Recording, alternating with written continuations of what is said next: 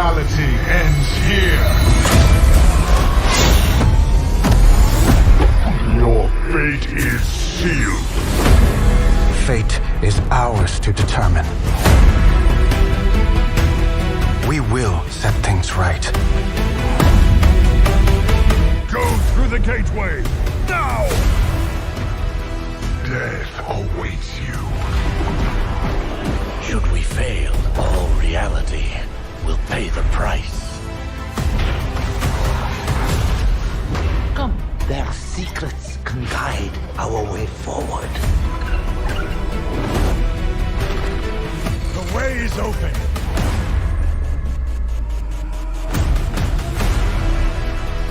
Death claims the soul of your world. All that you see, all that you know, will be undone. Bear witness, mortals, to eternity's end.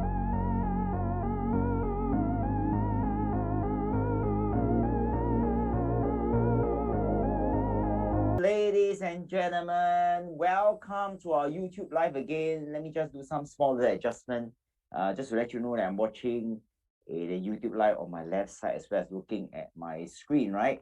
Now, let me just look at how many people there are watching this. There are about 65 people watching this. Just to let you know that the short trailer, right, is actually from a very famous game called the World of Warcraft. Yeah.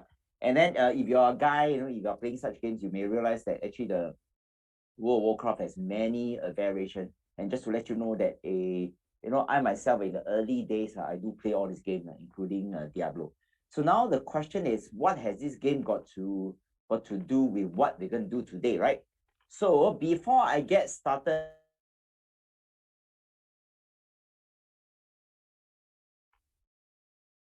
yeah. Just to double check, are you able to hear my voice? Because I think just now I was a bit unmute, right? So I'm going to watch the chat at the YouTube. Can you see my slide? Let me just go back, right? This is the World of Warcraft slide. If you can see my slide and hear me, right? Can you just type yes or type 1 so that I know that you can hear? Yeah, so just now I'm not very sure whether I was unmute. Okay, so good. But anyway, if you watch the short clip, yeah, it's from this game called the World of Warcraft. For me, I'm a guy, so in the early days, I do play some games and all this. And World of Warcraft is some of the games that I played. And I still remember in the early days, all the games come with like a DVD. So there's a DVD slot, you press one button, it pops up from a laptop, you put it back in, and then you can start playing the game. So in the early days, there's no such thing as multiplayer online game and so on. It's just you alone. Yeah, so that's the World of Warcraft day in the early version. And then there's still many games. Diablo is the one that I played before. So there's 2 other games. Actually, I played many games. Even until today, I'm still playing games. Now, so what are all these games which are actually manufactured by Activision, right? Published by Activision. What's it got to do with our analysis today? Now, it all started a couple of weeks ago where I read some articles with heading like Warren Buffett bought 1 billion stake Activision weeks before Microsoft deal. Now, I'm just thinking Warren Buffett look like this, right? Yeah, look like this. Everybody knows who is Warren Buffett. But it's quite hard for me to imagine a Warren Buffett who don't even have a smartphone bought Activision. So I find it quite hard to imagine. And the article is published by Financial Times. And then there are more news, Warren Buffett's Berkshire. Just now he was talking about Warren Buffett buying Activision. But rather it's Warren Buffett's Berkshire bought Activision stake before the Microsoft deal, and then this produced by Barron, right? And then there's another one by Market Watch. All the titles very exciting, right? Exciting. Whatever Warren Buffett does, everybody want to pay attention. So in this case, like Warren Buffett firm, right? This is slightly more accurate. Took a big stake, Activision, ahead of Microsoft deal. Later, I'll share more about this Microsoft deal, right? So now the question is Buffett, who is the #1 investor of all times, and he's also known as the Oracle of Omaha, right? So if the Oracle Omaha, the best investor of all times, invest, or maybe his company invests in Activision, right? So now the question is, should we just like follow blindly, just follow Warren Buffett? I mean, Warren Buffett being Warren Buffett, if he bought something like Activision, right, unlikely he's going to make a mistake. But before we follow Warren Buffett shamelessly, let's look at some article which are more accurate heading, right? Now, remember, Warren Buffett may not be the person that bought Activision. If you want to be precise, is Warren Buffett's Berkshire, is his company bought about $1 billion worth of Activision. So it may not be him, but his company did the purchase. Yeah. So I think this one is more accurate. The title is more accurate by CNBC, right? So just to introduce who are the people who make investment decision in Berkshire. Now, Berkshire is located in this Kiwi Plaza. Yeah. So I've been to this Berkshire office many years ago. I think it's way back in 2013 when I attended the annual general meeting, right? So let me just share with you who works in Berkshire Hathaway and who makes investment decisions, so that you roughly guess maybe it's not Warren Buffett. So Warren Buffett's company is called Berkshire Hathaway. It's a holding company that invested in many other companies. So who are the decision makers? So number one is none other than Warren Buffett. So Warren Buffett is the chairman of Berkshire Hathaway. So he's the leader. So there is one chance that he may make any investment decision. But usually the decision that he make are very big one. Very big one, not like Activision, right? Because anything that's smaller than 2 billion are made by somebody else. So who are the somebody else? So just hang on. So another person that possibly make investment decision Berkshire Hathaway, right, is actually this guy called Charlie Munger, who is currently the vice chairman of Berkshire Hathaway. Now, in case some of you do not know, right, Warren Buffett is, I think, 91, 92. Charlie Munger is a few years younger than him. So in us, both of them are above 90. Like Mahathir, right, is above 90, right? So some people worry that, hey, what happens if one day one of these people kick the bucket, so how? And of course, Warren Buffett and Charlie Munger already knew this years beforehand. So they found two successors, right? Which means that these two successors are possibly the one that make the purchase decision of Activision, because these two person look younger, right? So I don't think Warren Buffett and Charlie Munger know what's Activision. So here it goes. Now, the youngest decision maker, right, in Berkshire Hathaway is actually this guy called Todd Kong, who is also the successor of Warren Buffett. He's currently age 51, same age as me, right? He's the CEO of Geico. Now, if you're an investment person, you know Geico is that motor insurance company, right, where the ambassador is a lizard. Yeah, so this is one out of two of their successors. Now, second one is slightly older. His name is called Ted Washner, right? Age 60, right, over here. Yeah, so he's not the CEO, sorry, I made a mistake over here, right? So he's also one of the two investment manager, right, in Berkshire Hathaway. So remember, these two fellas are the successor of Warren Buffett, but there's one more person that usually most people don't know in Berkshire Hathaway. So who's the most important person? Me, myself. This own self, laugh at own self. So who is this fella, right? This fella, his name is called Cayden Chang. So basically in Berkshire, he do absolutely nothing at all. Now, why is that so?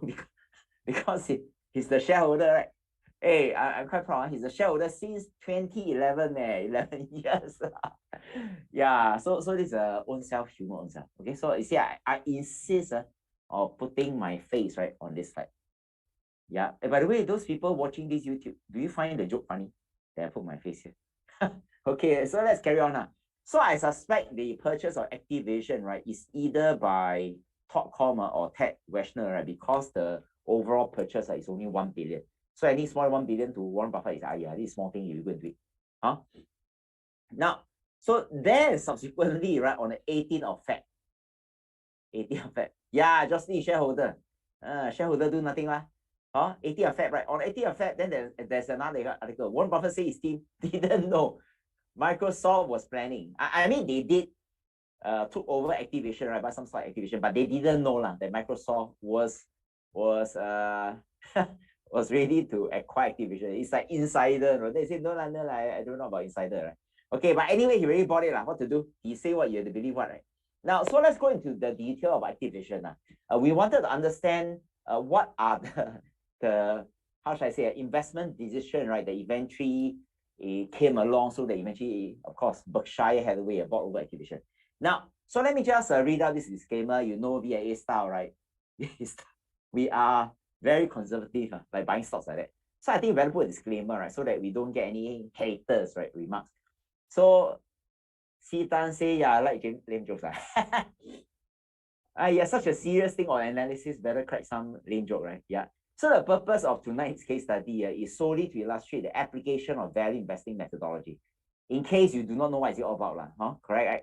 And various variation method in real life companies. And of course, for tonight is Activision. And of course, the purpose is for continued learning of value investing methods and investors' education. Yeah, Preston say, I don't find yellow what to do. So under no circumstances does any information provided in the case studies here, right, represent the recommendation to buy, sell, or hold in stock. So don't anyhow harm time, right?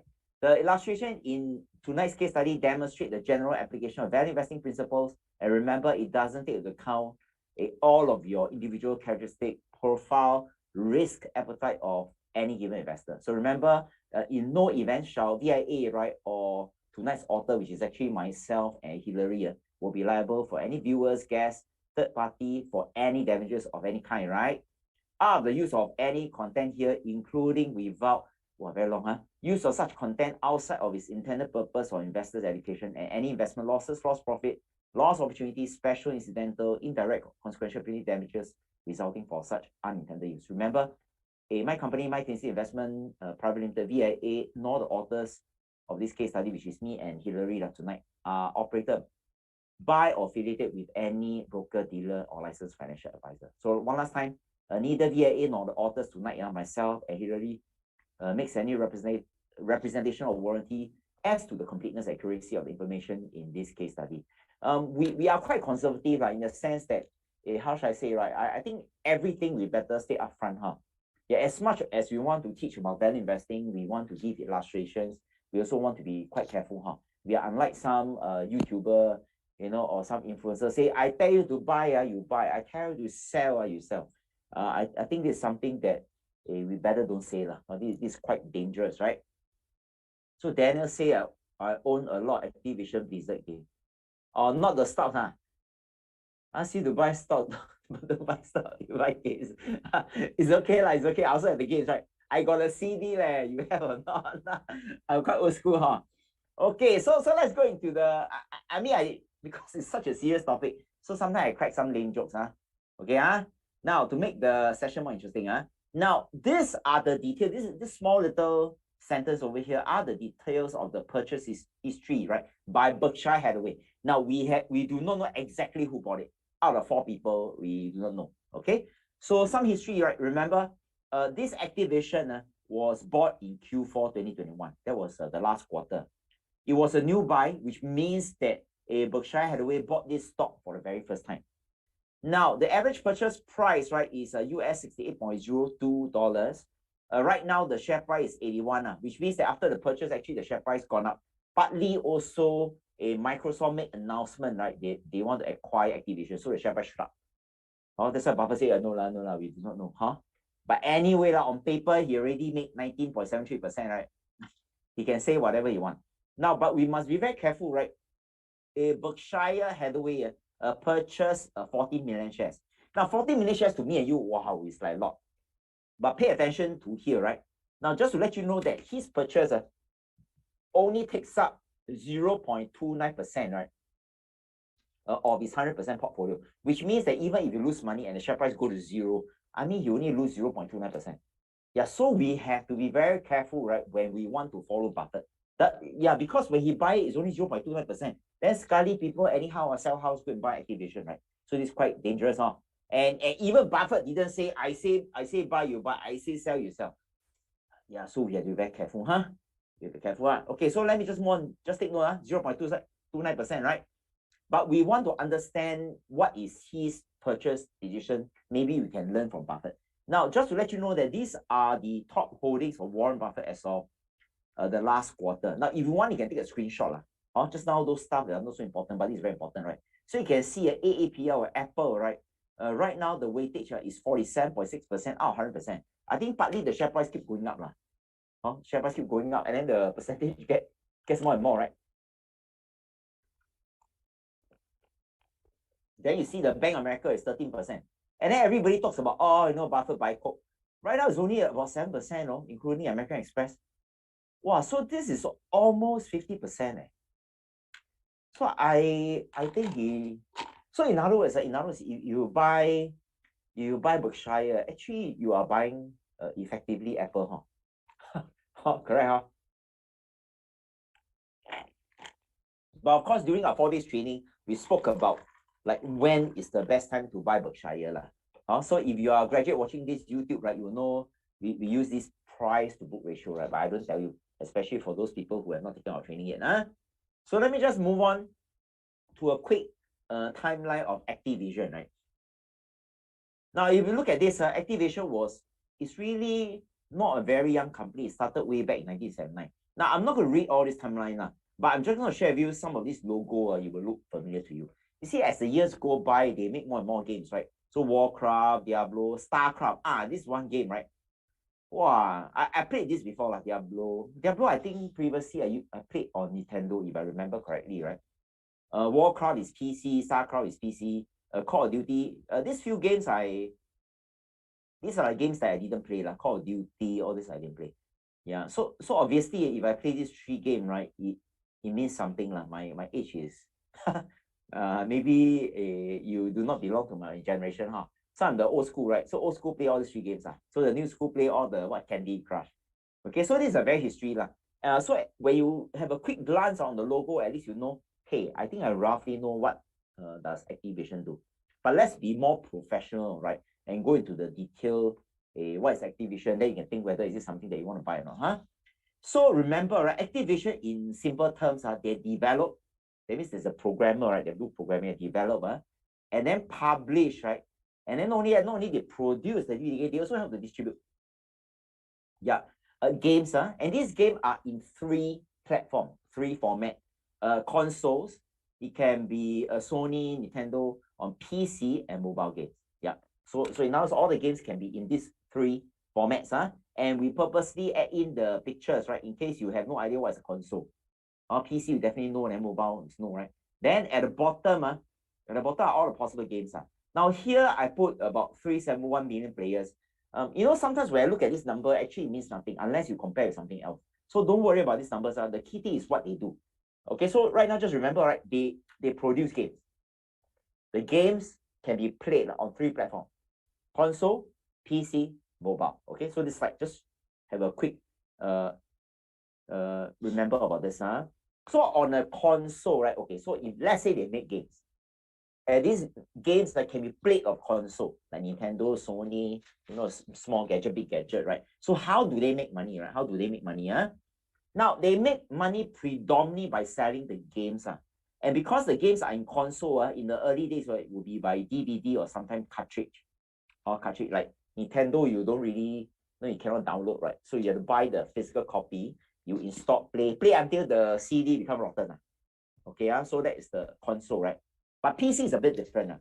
PC, of course, in the early days, you do buy the DVD when there's a CD-ROM. And right now, PC, there's no DVD-ROM, right? There's no CD-ROM. So in other words, the only way is you can download, right? Because there's no disc anymore. Nobody's selling it. Okay, So in other words, if you can download, that means they make money by selling the software, the game software. So that the moment you click, you download.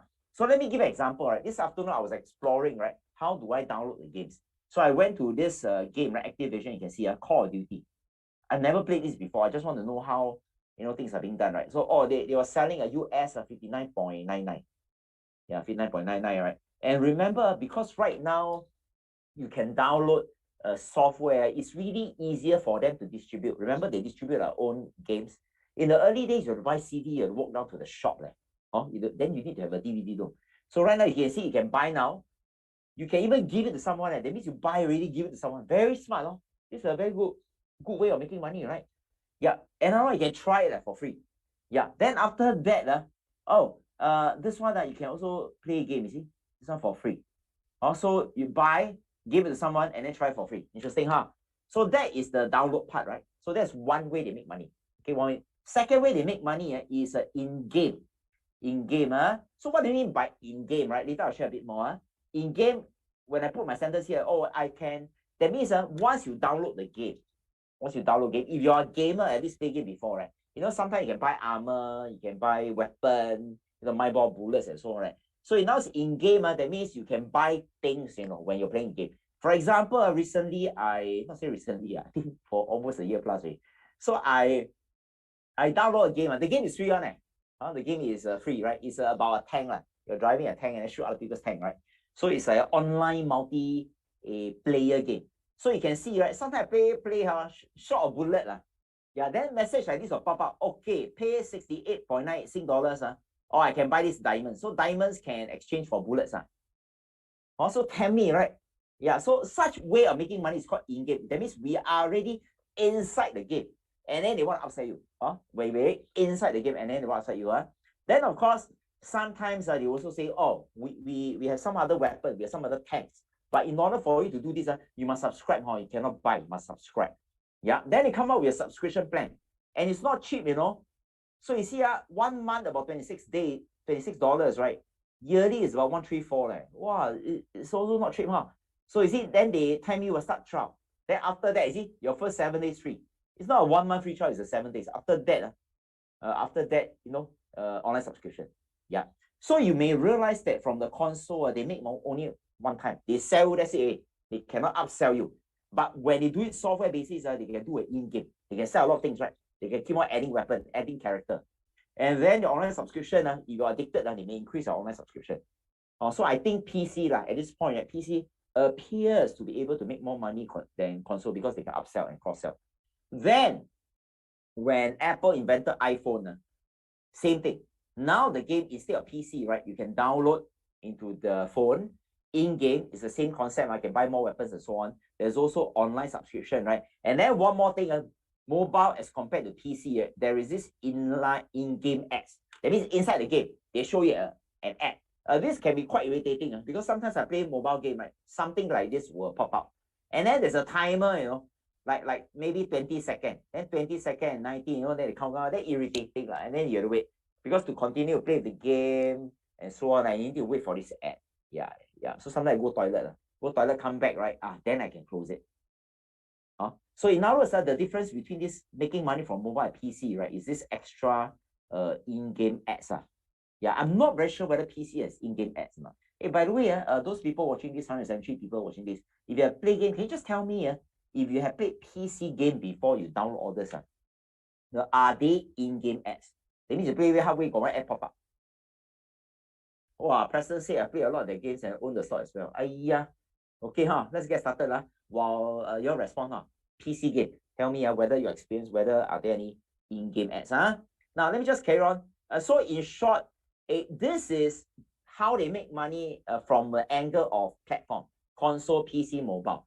Now, this is represented in another way. Yeah, instead of the platform, right, is the subcategory of their company, Activision, their brand, Activision brand, Blizzard brand, and King's brand. So these are three things. Now, so far, no, Angeline got play game. Oh yeah, Angeline gamer, right? Yeah, so you can see all this term over here, right? Let me just use another annotation, maybe yellow color. So you see, full game now, you know, in game now, you know, right? At least you know what is the definition, right?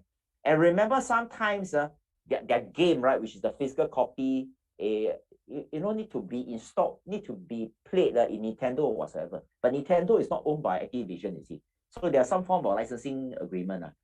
So Preston also says PC seller have in-game ads. So which means that I think what I observed is correct. It's only for mobile. So you see, same thing in short. Now, knowing all this is important because you want to know how they make money, right?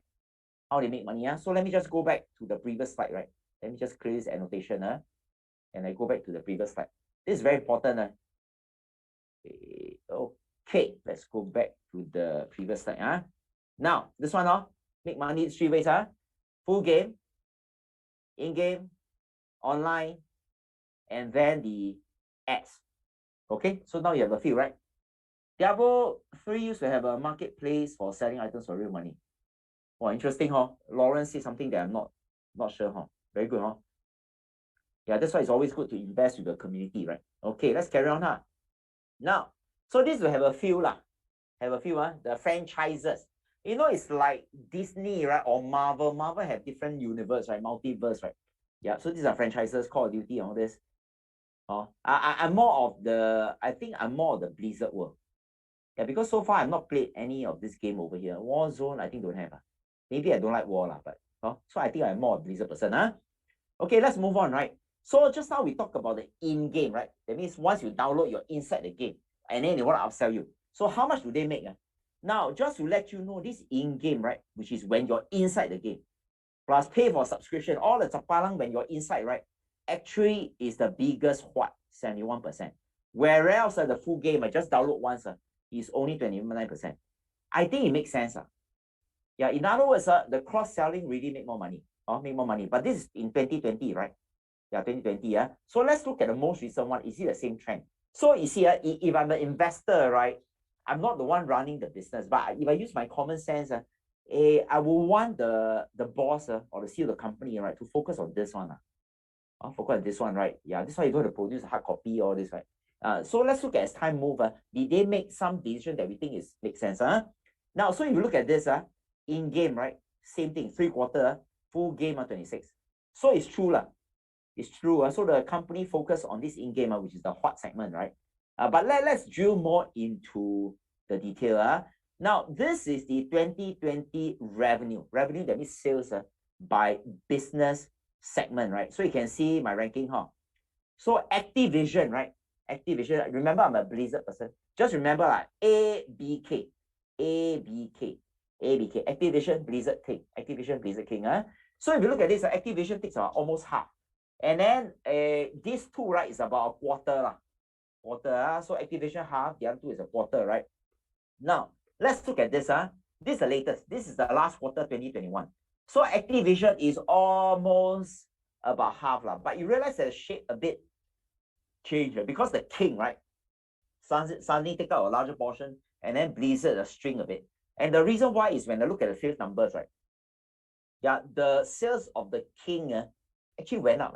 Actually, this is to my surprise, because the king only got two small products. Why it goes up a bit more, right? And then the Activision, the Blizzard went down. Also, the pie increases that squeeze the other two sides, right? Yeah, but as of now, Activision still number one, King, right, still number two, Blizzard still number three. So the ranking didn't change, except that King expanded a bit. So here there's some question. A lot of gaming companies now releasing free to game. Yeah, correct. Preston is correct. Yeah. Later I'll show you my experience. Now, this is by gaming platform, right? Gaming platform. Remember the console, Nintendo, Microsoft, Xbox, and so on. So if you look at from a console base, I think it's okay. About one third, right? Yeah, so right now we're going to play a game. Kok Hai say if we use manufacturing analogy to explain, selling the games are like selling a product. Yeah, correct. Yeah, correct. So it's like, how should I say? It's like selling the coffee making machine, right? Then their objective is to sell the capsule. So let's play a game. Now, I'm going to ask you, if you're the CEO, right, and you are running this Activision, and then right now in 2020, let's say after looking at this pie chart, you took over the company. So if you look at this, and if you can focus on selling your game, right, at three platforms. One is console, one is mobile, and one is PC. Now, I'm going to give you 5 seconds, right? Which platform would you put your firepower to focus so that you can make money? Okay, I'm going to give you 5 seconds, right?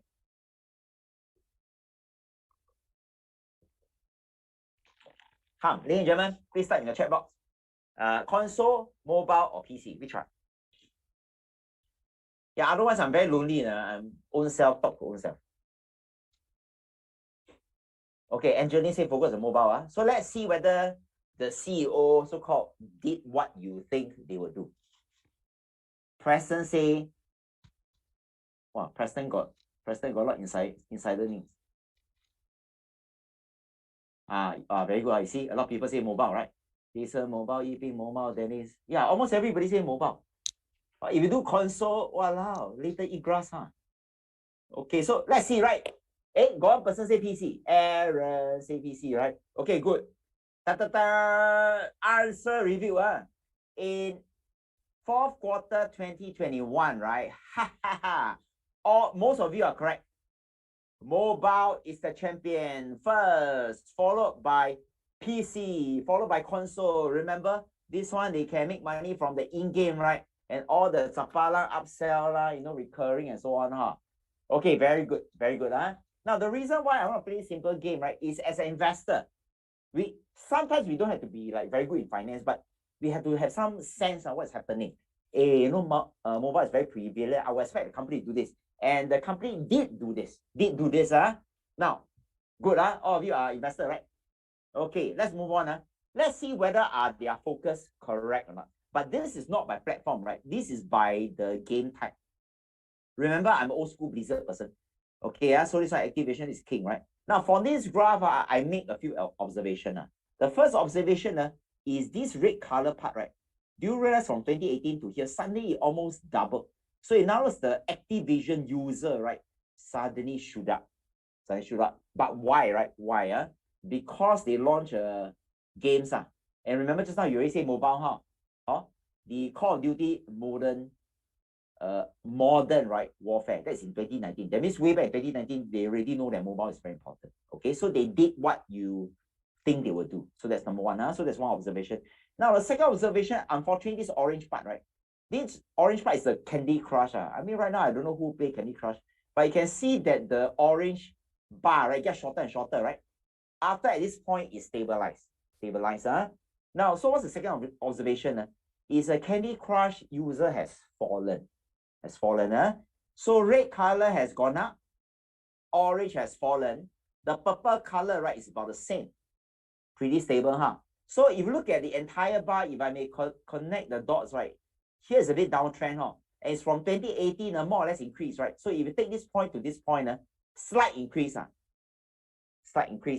So what does it mean, right? Okay, now there's a slight gentle increase of users, right, in total for this Activision Blizzard and King. So if there are more users playing their games, what do you expect? You expect then they should make more money, but let's see whether it's true.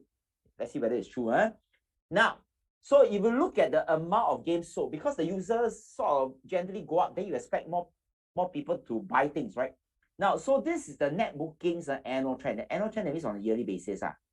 Now, what is net booking? Net booking is the one that, remember, they do the full download. No upsell one. No upsell. They download, okay, that's it. They buy the CD, DVD ROM, right? That's it. So here, if you look at here, right? Okay, stable, but at least here there's an uptrend. Okay, and what is this purple color? Purple color is, remember, the in-game. They try to upsell, cross-sell.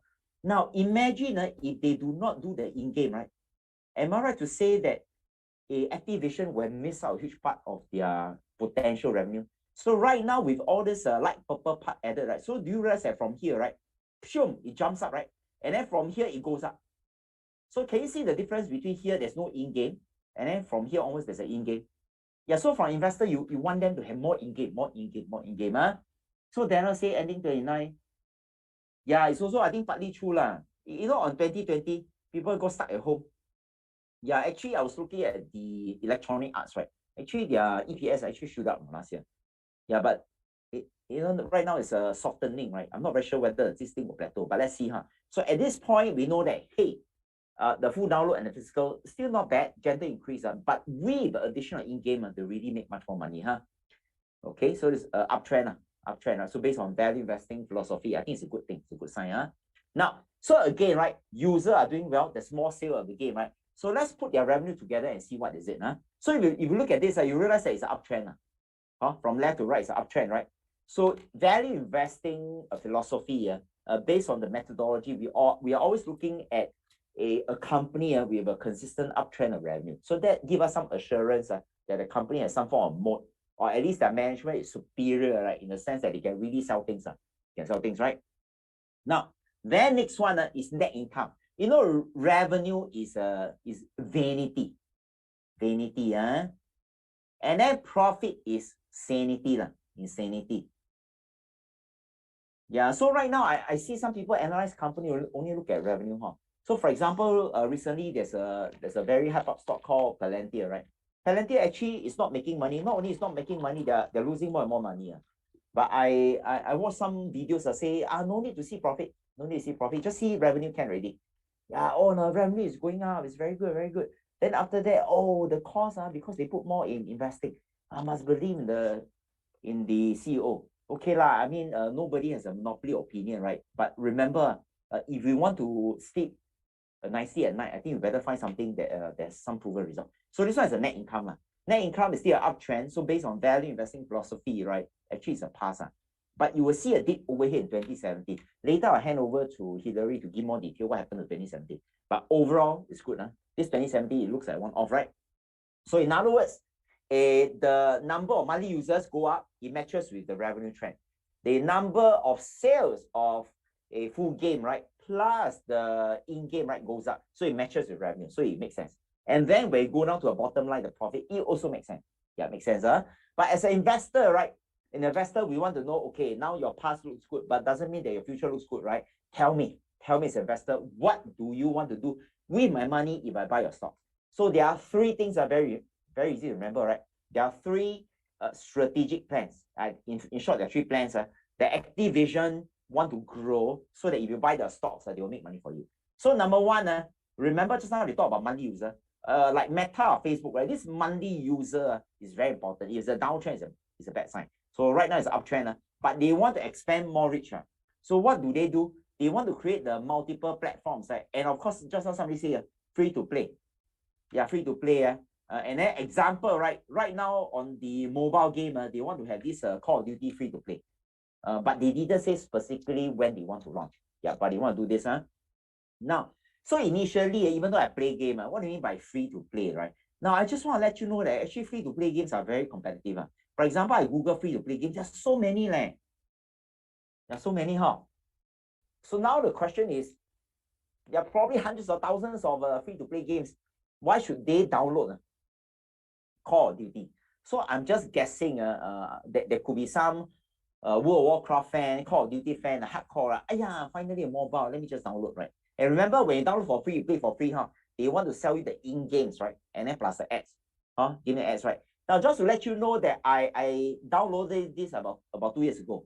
It's called Marvel because I'm a Marvel fan. My whole office is full of Marvel, right? So I download this game, Yeah, it's free to play, free to play, right? But as of now, I have not purchased anything, which means that the Marvel Disney have not made money out of me. So 2 years I've been playing this game, but I have not allowed them, right, to make in-game revenue out of me. And then this game luckily don't have the in-game ads. Wow, otherwise very big. So far I'm quite proud of myself. I played for very long, never buy anything. Okay, so that's one. Then, so remember, now they want to compete others, right? Free to play. Maybe the consolation is they have some brand, okay, of the game. The second one, right? They want to deepen customer engagement. Well, this one sounds so big. What are they trying to do, right? So when they say want to deepen, they have to create more engaging content. You know, it's like me and you, right? To deepen customer engagement between me and you, there are 192 of you watching this video. Then I have to crack a joke, lame joke, entertain you, right? Yeah. Then, of course, to do that, cannot rely on Cayden, right? They have to hire a lot, 2,000 developers. Oh my goodness.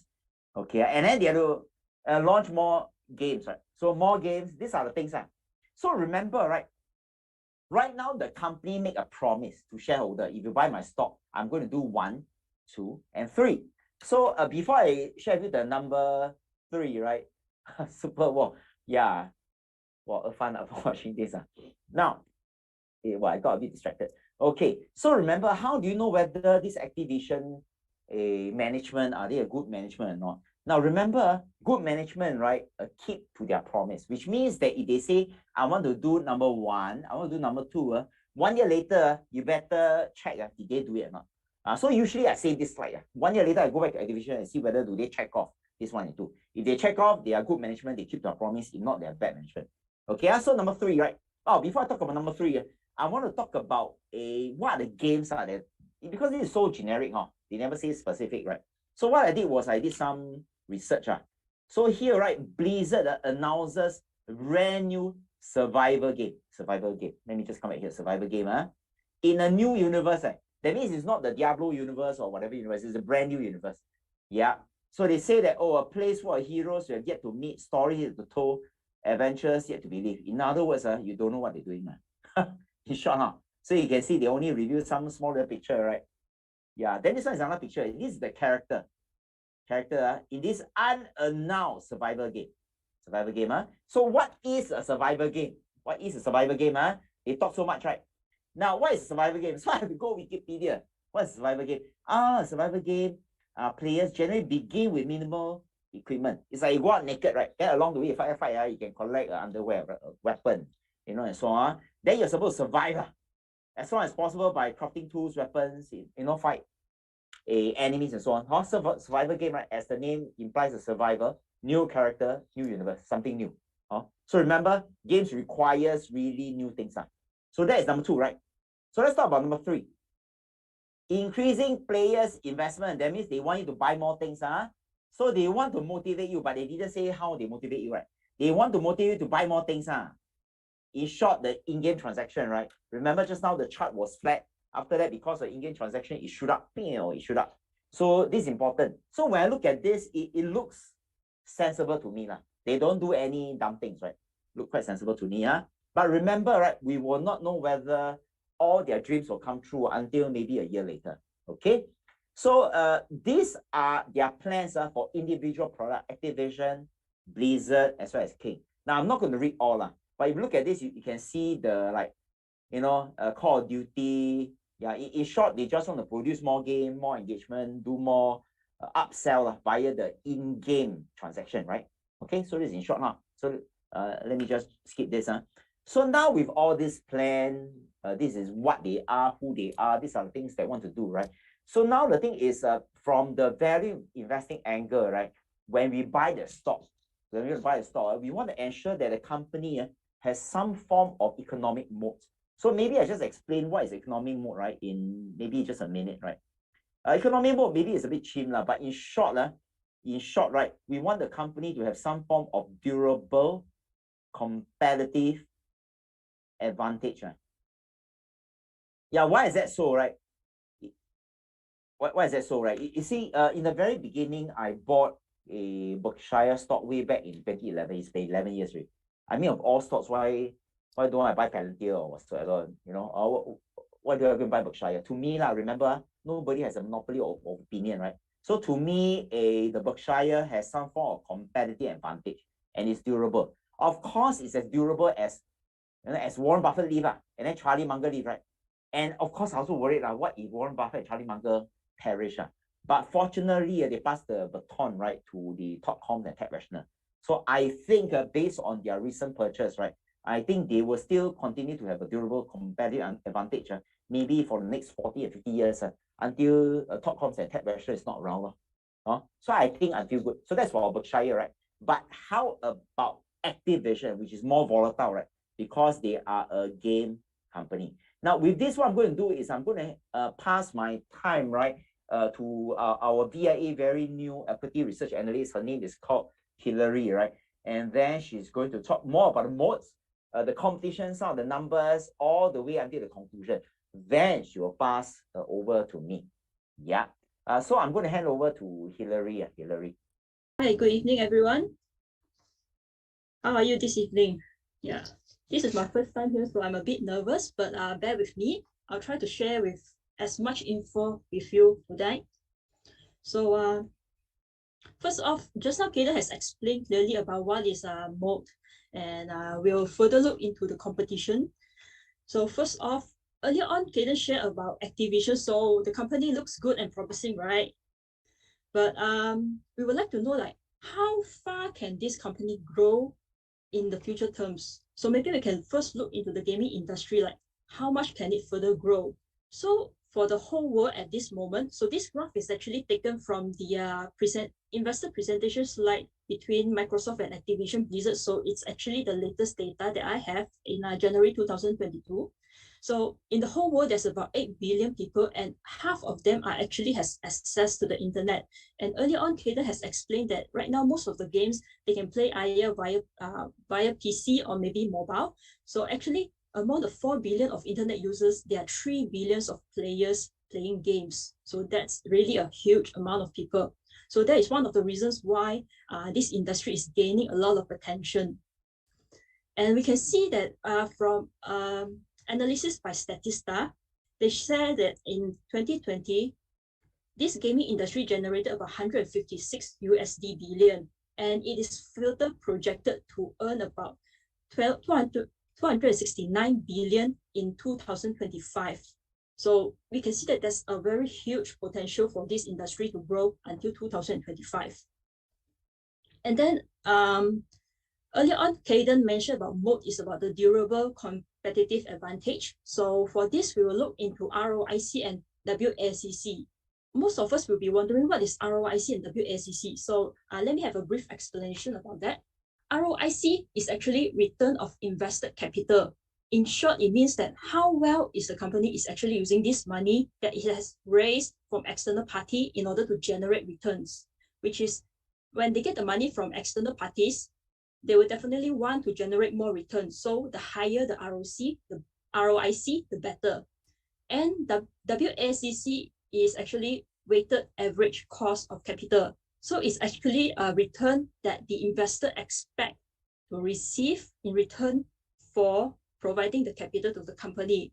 So an example will be like, if for example, if the company is risky or volatile, the WACC will be higher because the investor will expect to have a greater return for the money that they are invested. But if the company is less volatile, the WACC will be lower. So we'll have a look at the ROIC versus WACC for Activision. So you can see that from 2012 until 2021, it's kind of like here and there, but from 2019 onwards, the ROIC is actually increasing and the WACC is actually decreasing. So when there's a widening gap between ROIC and WACC, it means that there's actually a moat for Activision. So first off is because they have this game franchise branding. So whenever we say Call of Duty, Candy Crush, or World of Warcraft, then people will say, oh, I know this game. So it will ring a bell to the person says that, okay, this game is famous. Then another thing is that it has a large gaming communities, which is 371. MAU is a monthly active user. So that means how many people are playing on these games. Okay, so now we will compare among the big gaming companies, which are the big boys. So for here, big gaming companies is referring in terms of the revenue, the gaming revenue that they earn for that year. So this is a brief introduction of all these four companies. As you can see from main industry, only Activision is purely gaming, but others are different industries. Then we will see the gaming revenue. So we can see that actually Sony has the highest gaming revenue among the four, which is closely followed by Tencent. And then Microsoft, only then it reaches Activision. But we can see that actually the gaming revenue for Sony is about a third from their total revenue. And most of the big gaming companies is also a portion of it compared to Activision, which is 100%.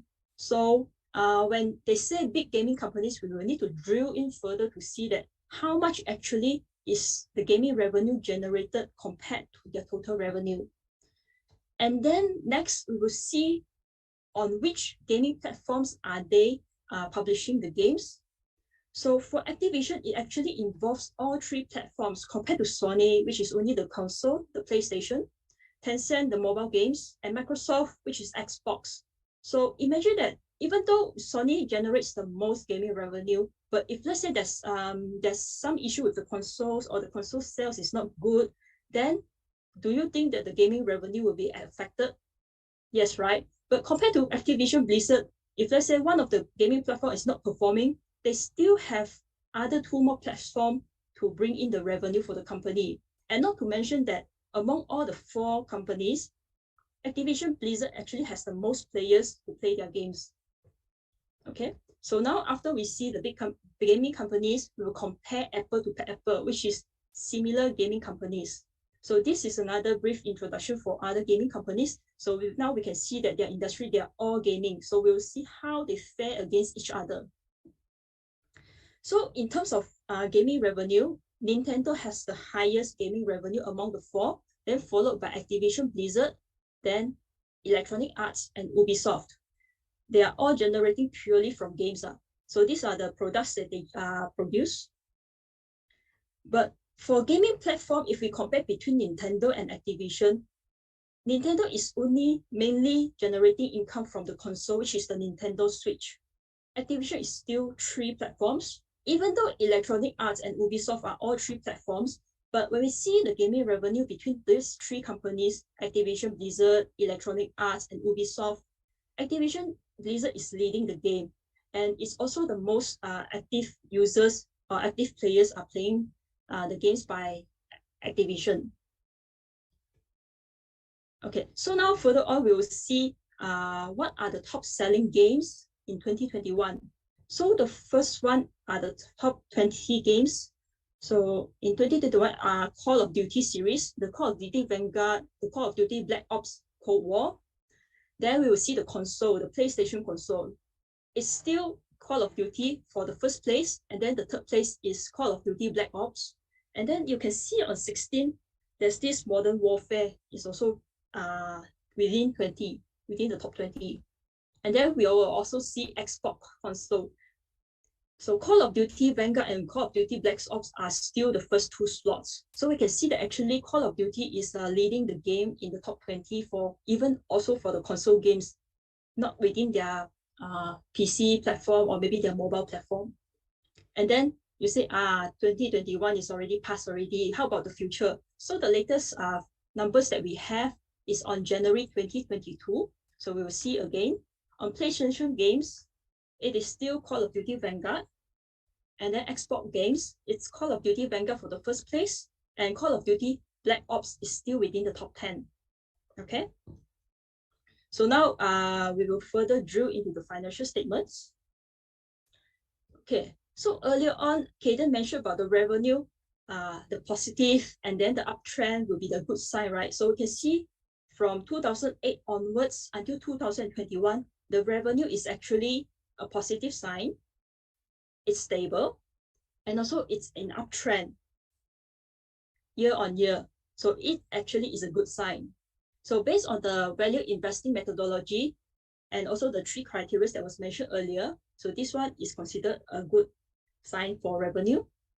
Okay, now next up will be the EPS, the earnings per share. So earnings per share is referring to how much of the earnings is generated per share. Okay. Maybe another way of saying is that how much profit is earned for every share that they have for the company. So we can see from 2011 until 2022, the overall trend is actually an uptrend. And based on the value investing methodology, if the sign is a positive, which it is a positive, and it's stable, and if it's an uptrend, it's considered a good EPS. But wait first, in 2017, there was a drop. Why? Why there's a drop? Okay, so next, there's actually a difference between a revenue and also a net income. So earlier on, Cayden showed in an earlier slide that there's actually a drop in 2017. So the graph is not wrong. It's actually referring to the December of 2017. Okay, 2017. So the drop is because the net income dropped. But why does the net income drop? So let's further drill into the profit and loss statement or the income statement.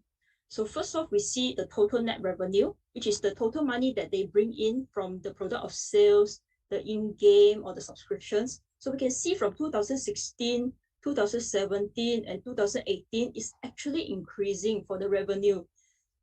But then later we further see the operating income. That means after all the relevant expenses has been deducted, it's still quite fairly consistent, even though 2017 might have slightly a bit more expenses, but it's still not a big dip.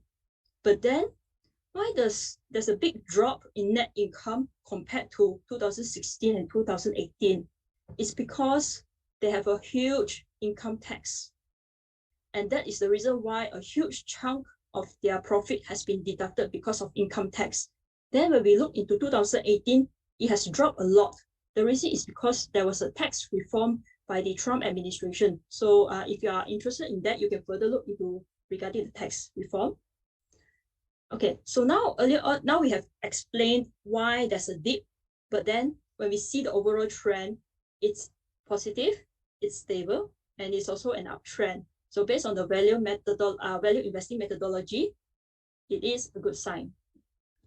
Okay, next up is the gross margin. So gross margin in short is actually the percentage of amount of money that the company retain after they deduct the operating expenses, which is the COGS, cost of goods sold, from the revenue. So we can see that based on the value investing methodology, if it's a positive, if it's stable, and if it's an uptrend, it's a good sign. So we can see from this graph is all of this, it fulfills the criteria, and it's also an uptrend. So it is a good sign as well. And then next up is operating cash flow. So operating cash flow is actually the cash that was generated from the business activities or the business operations. And then again, we refer back to the value investing methodology if it's a positive, if it's stable, and if it's an uptrend, it is a good sign. So do you all think that this operating cash flow is a good sign? Yes, it is. So it is a good sign based on the value investing methodology. Okay, so now earlier on we've seen about operating cash flow, but now what is free cash flow? What is the difference between operating cash flow and the free cash flow?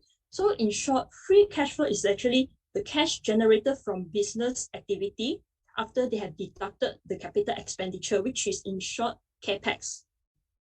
CapEx is actually the money used to reinvest into the company in order to have further growth in the company. So this one is actually the money that they earn from the business activities after they have deducted the CapEx. So again, we look back at the value investing methodology. It is positive, it is stable, and also it's an uptrend. So it is a good sign. Okay, now we will look at ROE.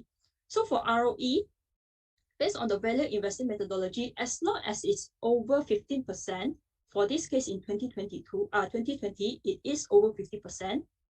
Is it stable? I'm not too sure. I saw a dip at 2017, but does it look like an uptrend? Overall, it looks quite like an uptrend, but 2017, there's still a dip. Why? It's because the definition for ROE is actually how much does the profit the company takes in after they get the capital from the investors. That means how much revenue can they, how much profit can they generate from the capital, from the investors' capital. So the profits is actually the net income. So earlier on, we have shared that there was a drop in net income because of taxes. So when we do that based on the calculation, the ROE for 2017 will have a big drop, just like the EPS. But overall, the trend is still in the uptrend. So we will give it a good take based on the value investing methodology. And then next up for ROA, which has a similar trend as ROE, but based on the value investing methodology, as long as it's more than 7%, so for this case, it is about 10 plus, and it looks a bit stable. It looks a bit uptrend, but like based on the explanation for ROE, where there's a drop in 2017, is because there was a big drop for the net income. So that's why there's a big drop in ROA. So the ROA definition is actually referring to the money, the profit that was generated by the company with the assets that they have, or how efficient can they utilize the asset to generate the profit. Yeah. So all in all, the net income drops. It also affected the ROA. Okay. So overall, it's still a good sign. And then next up, we will see the debt and equity. So from 2013, the debt is quite high, but we can see that the debt is actually in a decreasing trend. So this shows that the management is actually able to manage the debt and also reducing the debt year by year. So we will, and also it's less than 0.5 based on the value investing methodology. So this one is also another good sign. Okay, so now based on the financial statements and also the potential of the company, we see that this is actually a good company. But as an investor, we will need to take note of any potential risk that may affect our investment. So first off, a gaming industry is actually a fast-paced and dynamic industry. So every time when the consumer feels like, oh, they don't want to play the game, they want to change another game, then they will lose out their active players. Just like earlier on when we saw the monthly active users for Kings, since 2015, it has been in a dropping trend. It's because not many people are playing Candy Crush or maybe some of the titles like Farmhouse Heroes. Yeah, unlike Coca-Cola, where once they produce the Coke, there will be people keep on repeating buying. But once people are like they don't want to play the game anymore, then they cannot earn the revenue from the games. So they will need to continuously develop high quality and engaging interactive media, which Cayden showed earlier about the future plan. Like Blizzard is coming out a new survival game to attract the gamers to say, oh, there's something new coming out. But unfortunately, recently there's actually a scandal coming out from Activision Blizzard that there was some sexual harassment within the company, and a lot of employees are unhappy about it, and they even threaten to leave the company. So imagine if, let's say, the company no longer has developers to develop the game, will it affect the publishing of the games, the development of the games? It will, right? Recently, there's also 2 games from Blizzard was actually postponed their launching date. But I'm not sure whether was it caused by this issue, but they decided to delay the launch, and a lot of gamers were a bit upset about it. Okay, so in conclusion for the overall, so we will look at the pros and cons. So first up is that Activision actually has a strong fundamentals and revenue growth based on value investing methodology that we analyzed earlier. And then they have a lot of well-known game franchises and also intellectual properties. And it has one of the largest gaming communities among the other gaming companies. And they are involved in 3 main gaming platforms, which is a PC, the console, and also the mobile. So these are the pros for Activision. Now we will look at the cons. So first up, it's actually in a fast-paced and competitive industry, and the consumer demands will always keep on changing. So they will need to keep up with the demands. And also, we have to take note of the recent scandals, because if, let's say, the developer decided to walk out from the company and then join another company, there's actually a brain drain from the company, and it might affect their further development of the games. Okay, so with that, I'll end my part and I will pass back to Cayden. So he will further explain about whether is Activision a good buy or not. So thank you. Okay, ladies and gentlemen, I'm back up, right? So just now, when Hillary was speaking, at least I can take a very short break. So you can see I'm very busy replying WhatsApp, drinking my cup of tea, and so on. So of course now is the question, right, that everybody is waiting for. Remember, I already put a disclaimer, right? Yeah. So should you buy Activision or not? Now, just to let you know that the tonight session, right, is like a synopsis of what we have found for Activision. But in fact, we have a longer, much more detailed article. But we don't want to put all this information, just on the presentation. Otherwise, it end up like 2 hours, right? Now, so in case some of you really want to read, take some screenshot or whatsoever, right? There are 2 good news for you. The first good news is, since this is a YouTube live, right, this video will be left here.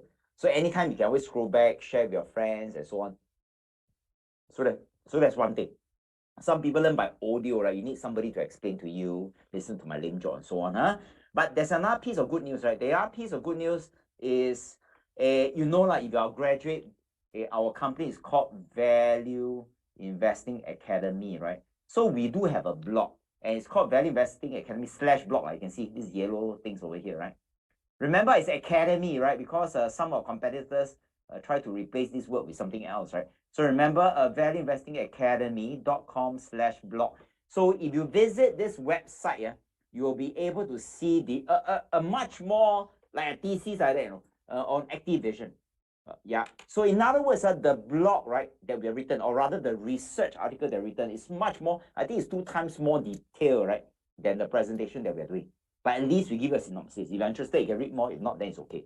Okay, I got it, thisinvesting.com, right? So back to the question, should you buy Activision? Now, before I carry on, right, I just want to make like an in-game ad in-game ad, right? Yeah, so I want to mimic an in-game ad. So let's come to the next part. Josh say, why is Roblox not in comparison? You can refer to the article. Yeah, remember the blog, valueinvesting.com/a-blog. Yeah, so that one we give more details about different type of games and so on. Yeah, we went to the extent of trying to find which are the popular games. Yeah, there's really so much things that we can write a thesis about this.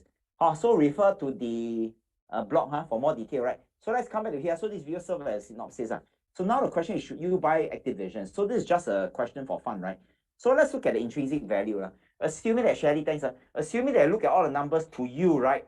Or from an angle of value investing, it looks good. Looks good. So value investing's philosophy is to buy a good company at an undervalued price. Now, in order for us to buy at an undervalued price, we must know the value of the company first. So what is the value of the company, or rather the intrinsic value of the company? Okay, so ladies and gentlemen, my Activision profit cover all my money I spent on a game microtransaction in COD. Preston, this Preston Co, I don't know whether it's the same Preston in the real estate. If he is, I make a lot of money. Okay, okay, like everybody, the value. Now, so let's look at the intrinsic value, right? Either from Guru Focus or Morningstar, right?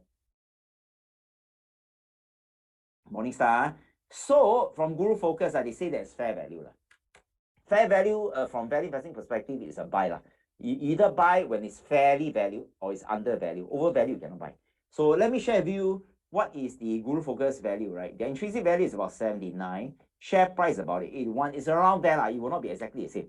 So it's about fair value. Fair value, right? Now, then for Morningstar say undervalued.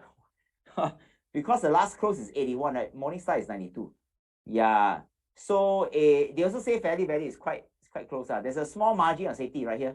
There's a $11 margin of safety. Okay, but remember, right, you do not know what's the algorithm. Yeah, so that, and then you cannot blame Morningstar. You know what I mean? Okay, so I think both perspective, if I can find a similarity between both perspective, right, they find that it's fairly valued. Fairly valued, right? Okay, so that's one. Warren Buffett once has a quote, and he says something like, I would rather buy a good company I would rather buy a wonderful company at a fair price than a fair company at a wonderful price. So what is trying to say that if the company can be established as a good fair price, it's okay. It's okay, So that is from the angle of Buffett, and this from the angle of Guru Focus and Morningstar. Now the question is, let's play a game. I'm going to list out 3 baskets, and you tell me, will you invest in Activision? Then later I share with you some other thing that's more interesting. Ready? Charlie Munger has said, in order for you to make a decision whether you want to invest in something, now 3 questions you need to ask. Is this a low risk, high return? Okay, is this a high risk, high return? Or is this a high risk, low return? Okay, ready? Now, ladies and gentlemen, come, let's put your vote into the 3 baskets. Please type either 1, 2, or 3. Come, let's share your thoughts, and then I'm going to share something very extra. Yeah, to see whether, can we still make more money right out of the Activision? Yeah, this is a bit advanced, right, in value investing, but let's put to a vote. I'm just going to look at the chat in YouTube, right? Usually there's a couple of second delay. Right? You either type 1 or 2 or 3. Okay, ready? Okay, just wait for a few seconds, right? Remember, do you think buying this Activision is a low cost, high risk, high return? It's a high risk, high return, or a high risk, low return? Oh, very good. A lot of chat. Like 1, 2, and 3.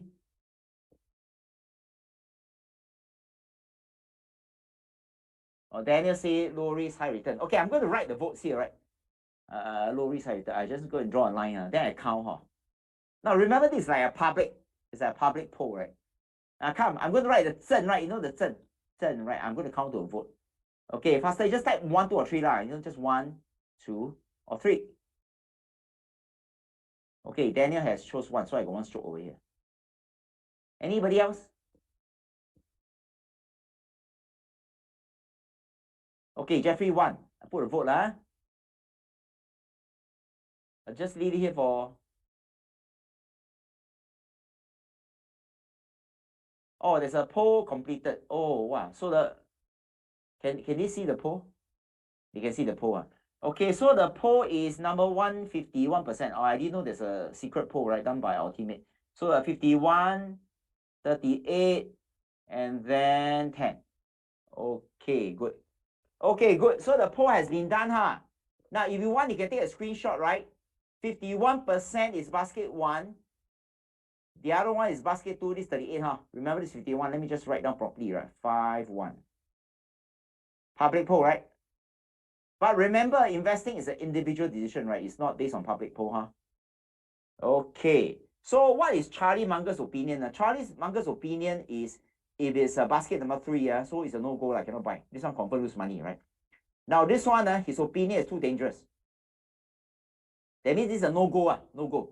So for those people who voted this, I mean from Charlie Munger's perspective, it's a no-go. So in other words, those people who voted this, it's a go, it's a go. Now remember when I say go is Charlie Munger's thinking, doesn't mean they go to night and press. Okay, got it?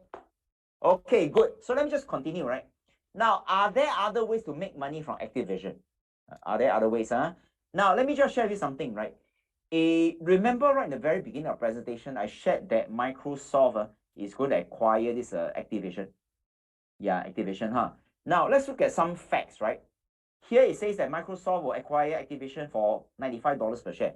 Now, as of this afternoon, where the stock market is not open, it will only open at 9 plus, right? The Activision share price is here. So in other words, Microsoft is a big fish. Now remember, a big fish want to eat small fish.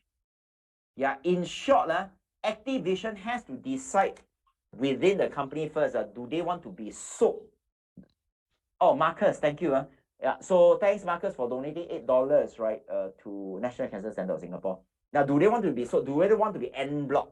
En bloc, huh? Now, so what does it mean, right? Now, I'm not very sure who owns Activision right now. I think just now Preston said he owned Activision. So Preston, I think will what until the cows come home. So why do I say right? Now, imagine between $81 and $95, right? There is a gap, right? There is a spread. There's a potential capital. It's not guaranteed, but there's a potential a profit margin, right? So the amount that calculated is 16.7 profit margin, which means that if you own your stocks today, and if the deal pulls through, deal pulls through, remember deal pulls through, right? It's a guarantee that you will obtain a 16.7%. So Buffett has really bought the stock before the share price go up. So on paper, he already makes some money, right? Okay, so now the question is, in order for any one of us to make potentially, this 16.7% profit margin, right? We have to ask ourselves, is the merger confirmed? Now, as of now, the merger is not confirmed yet. So let me just put a question mark. It's not confirmed. But if it's a confirmed, I think maybe I'll put my money in, but it's not confirmed yet. Then the next question is, we must also understand what's the date of the merger. Now, what do I mean by this? Now, assuming that the merger is confirmed, and then the confirmed date of merger is 1 year later, And if it's 1 year later, today is confirmed, and the price is at 81.44, and if I press buy today, right, my 16.7% per year would be guaranteed. Now, provided just what I've said is being fulfilled. And of course, the next thing is, in order for the merger to be confirmed, there are a few hurdles that they need to overcome. And predominantly, the hurdles are, in the gaming industry, they have their own regulatory bodies and government and so on. So number one, in order for this to be a good deal, right, all this has to be approved, including their internal shareholders, which is the Activision. So this one pass, only when this one pass, right, then it's confirmed, right? Yeah. Then after that, when it's confirmed, usually the share price will creep up. Yeah. Then we want to see on a monthly basis, right, can we make more than 1%? Now, if the deal is guaranteed, it's confirmed, and then you prorate it, regardless of what's the date of the merger, right? Yeah, and you realize that, you can make 1% at least. Now, 1% per year, you extrapolate is 12%.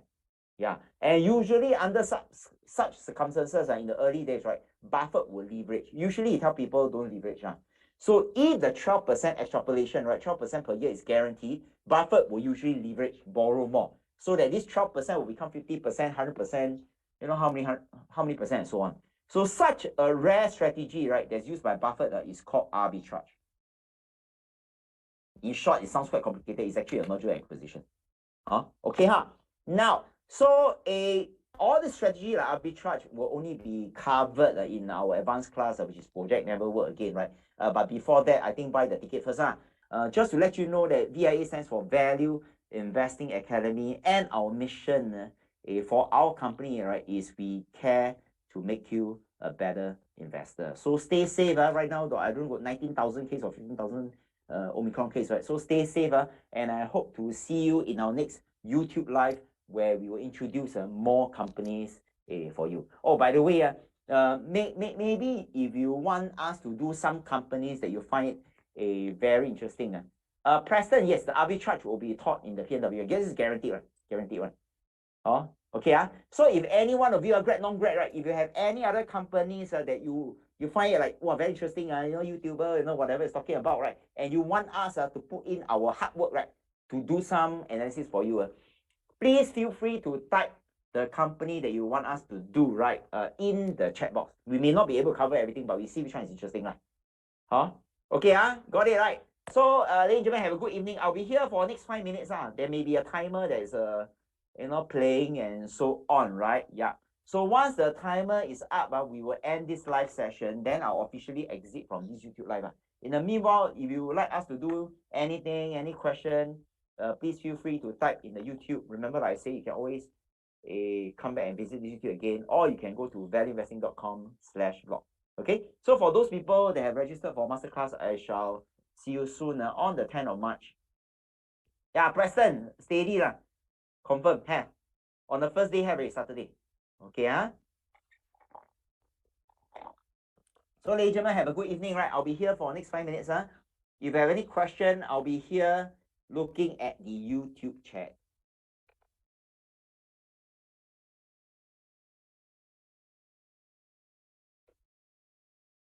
Yeah, so Preston, don't worry.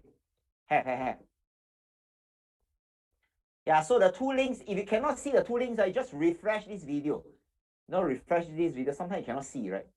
Refresh this video, you'll be able to see. Maybe I just need the teammate to just post the link one more time.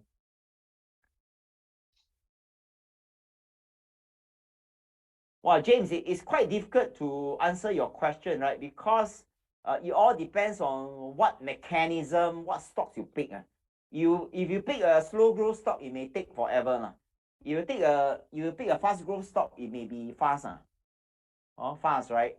And then the next one is whether you know how to sell options or not. If you know how to sell options, then it will be fast. If you don't know, it will take forever. Okay, so JB, because there are many variables. So just join our masterclass, click on the two link, right? Then maybe we have a short chat. Okay, Yeah, if 3K is a hypothetical one, is not very difficult. Yeah, because our record is a 5-figure salary, right? More than 10K salary. So if a 10K salary can replace, I don't think there is an issue with 3K salary. Okay, so Derek, see you soon, right, in our masterclass.